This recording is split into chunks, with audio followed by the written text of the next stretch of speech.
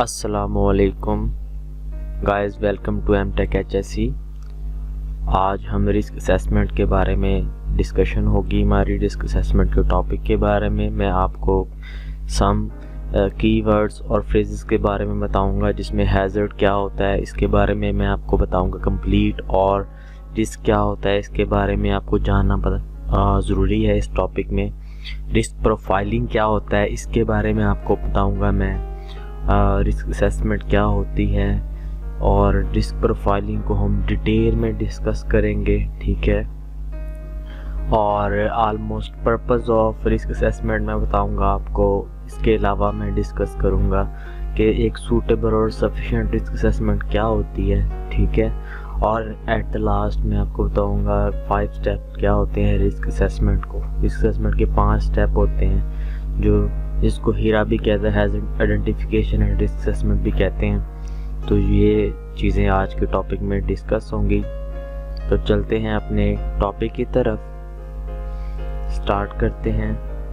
सबसे पहले हम हैज़र्ड के बारे में जान लेंगे कि हैज़र्ड क्या होता है। इसके बारे में पता होना चाहिए कि हैज़र्ड क्या चीज़ है।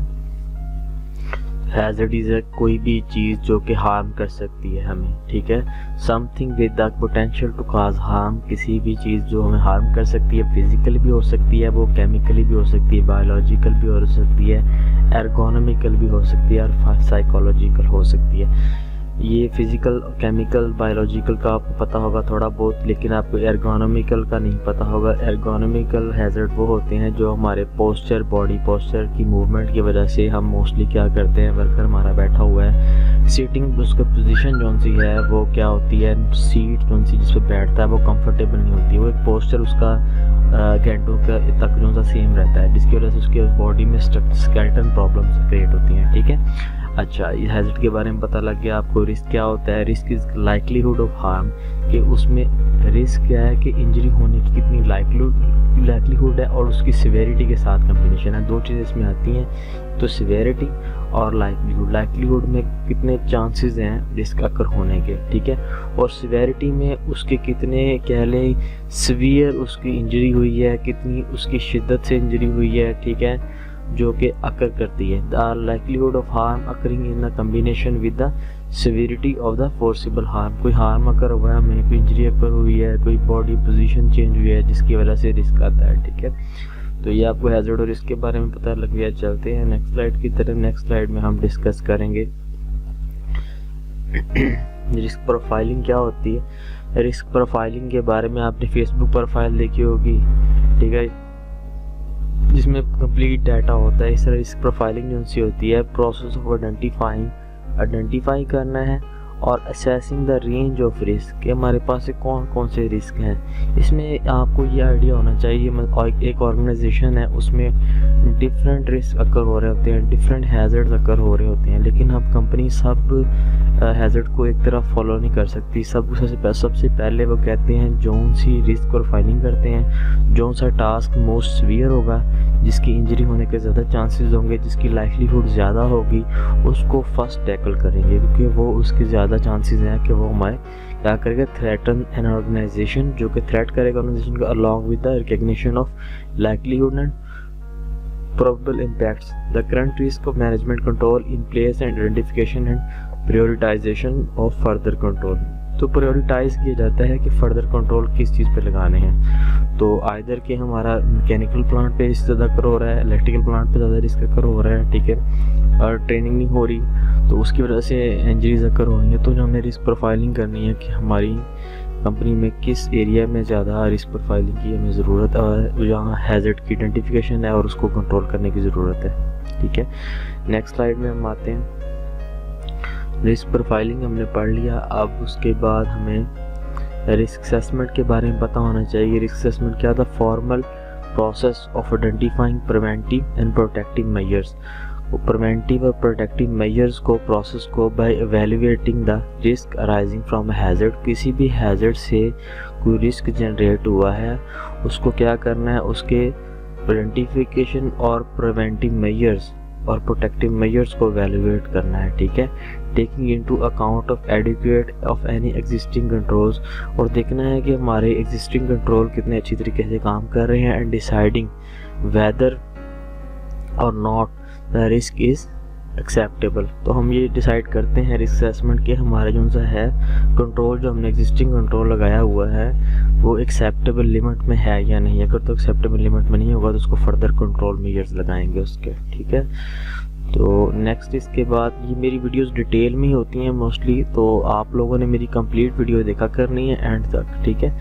तो ये आपको निबोश के मैं कोर्सेज करा रहा हूँ जो कि 2-2 लाख 1.5 लाख में जाके लोग करते हैं। तो ये कंप्लीट पैकेज है आप लोगों के लिए क्वारंटाइन में घर बैठ के पढ़ने की तैयारी के लिए, तो ये बेस्ट है आपके लिए, ठीक है। उसके बाद आप रिस्क प्रोफाइलिंग पे आ जाते हैं। रिस्क प्रोफाइलिंग में आपने थोड़ा सा पहले बताया था आपको, लेकिन अब डिटेल में डिस्कस होगा यहाँ कि each organisation will have its own risk profiling. अब हर एक इंडस्ट्री में सेम तरह के रिस्क नहीं अकर होते। कोई पेट्रोलियम इंडस्ट्री है, फार्मास्यूटिकल इंडस्ट्री है, तो डिफरेंट इंडस्ट्री में डिफरेंट रिस्क अकर होते हैं, ठीक है। तो उनकी सबकी सेपरेट रिस्क असेसमेंट और रिस्क प्रोफाइलिंग बनती है, ठीक है। और रिस्क प्रोफाइलिंग में क्या क्या चीज़ें एग्जामाइन होती हैं, चेक क्या क्या चीज़ें की जाती हैं, द नेचर, उनकी नेचर जो काम करने की नेचर है, एंड लेवल ऑफ थ्रेट्स, और उस ऑर्गेनाइजेशन को कौन कौन से थ्रेट फेस हो रहे हैं वो चेक किए जाते हैं। उनकी नेचर क्या है, फिजिकल नेचर है, बायोलॉजिकल नेचर है, केमिकल नेचर है, ठीक है, ये डिस्कस किया जाता है। उसके बाद लाइकलीहुड देखी जाती है, मैंने बताया चांसेस कितने अकर होते हैं इंजरी अकर होने के। Likelihood those adverse effects occurring, उन एडवर्स इफेक्ट अकर होने की कितनी लाइकलीहुड है। उनकी लेवल ऑफ डिसरप्शन है, मतलब कि सीवियरिटी उनकी कितनी है और उनकी कॉस्ट कितनी है with each type of risk. उस रिस्क को से हमें कितनी ज़्यादा कॉस्ट देनी पड़ेगी उसको कंट्रोल करने में, ठीक है, ये भी डिस्कस किया जाता है। और उसको कंट्रोल करने में कितने हमारे पैसे लगेंगे। The effective of control in place manage those risk, और उन रिस्क को कौन कौन से कंट्रोल लगाए जाएँ तो हमारे वो रिस्क मैनेज हो सकते हैं, रिस्क कम किए जा सकते हैं। ये रिस्क प्रोफाइलिंग में आते हैं, ठीक है। नेक्स्ट हम चलते हैं,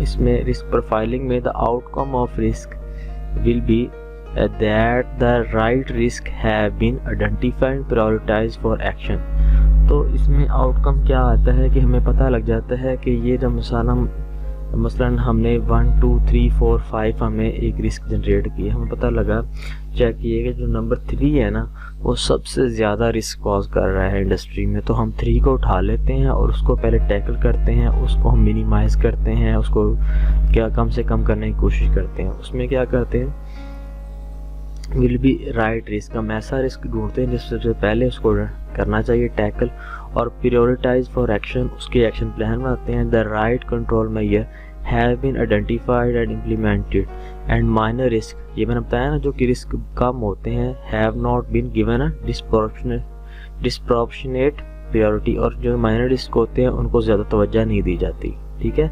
जो ज़्यादा रिस्क काज करते हैं सबसे पहले उनको टैकल किया जाता है सबसे पहले, ठीक है। उसके बाद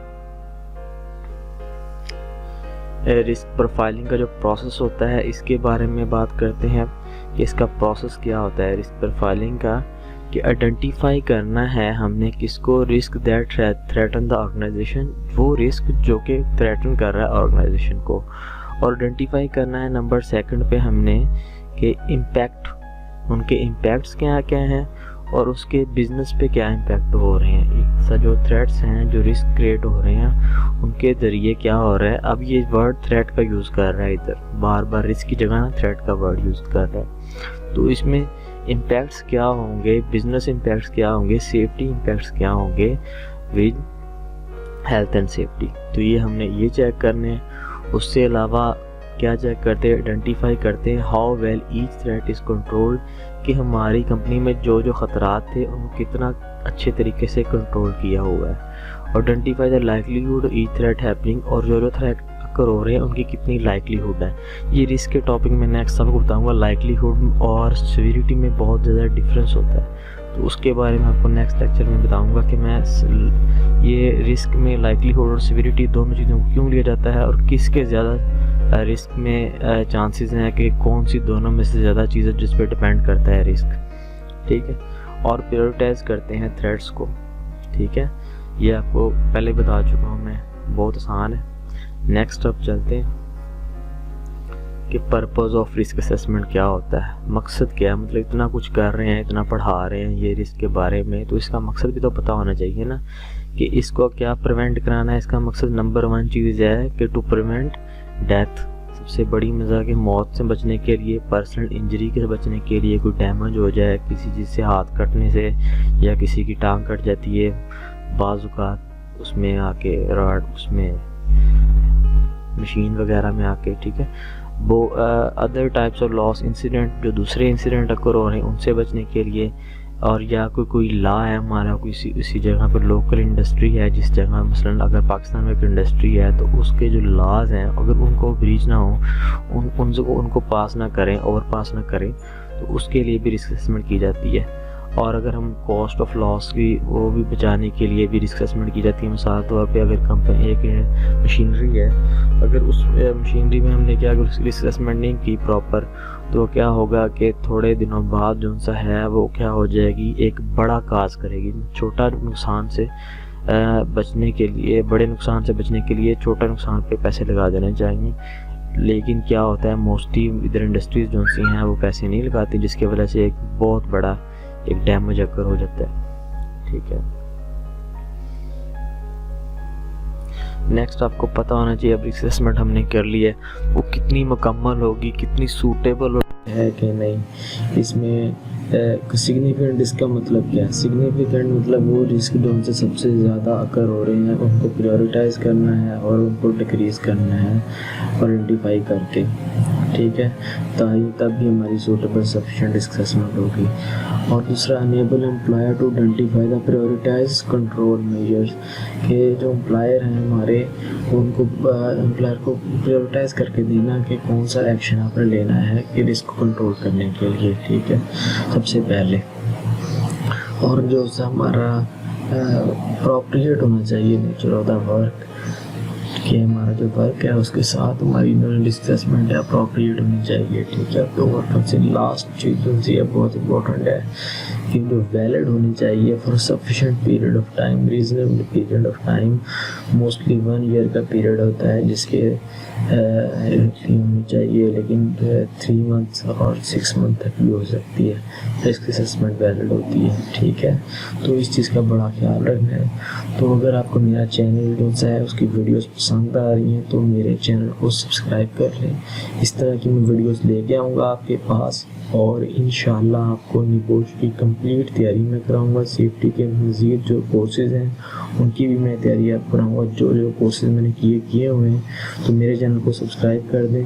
टेक केयर, अल्लाह हाफिज़।